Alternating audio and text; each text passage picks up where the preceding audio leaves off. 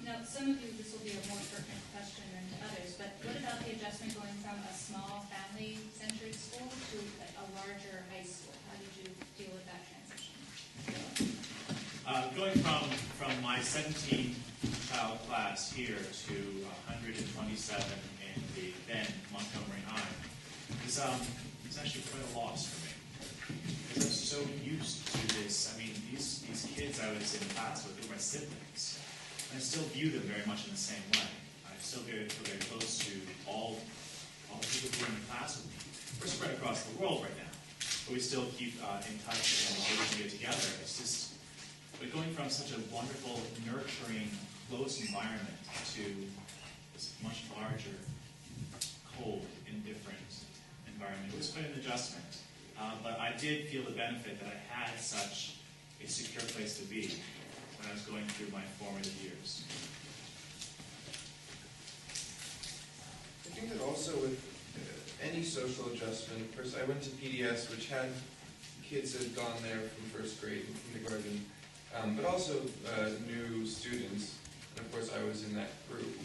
And I was actually thinking about this question last night, and I guess I realized that at least over the course of our class at Waldorf, you really experience all different shades of friendship and closeness and distance just by process of being so close for so long.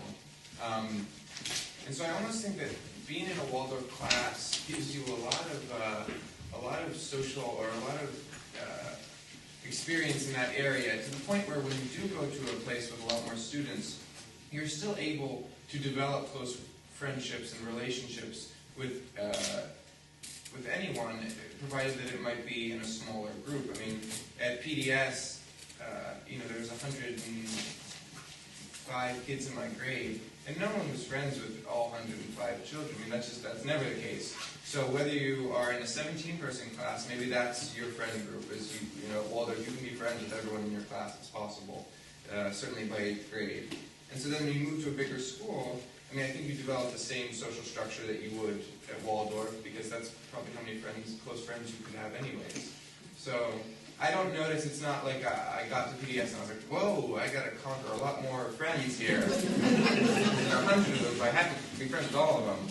I think it was kind of the same principles by which we develop a friendship or we develop relationships in a small group, we develop in a large group. We still define the people who we vibe with. So I think it's kind of overwhelming when you just look up and there's a sea of students around you. That's not a common experience at Waldorf. That does occur in high school.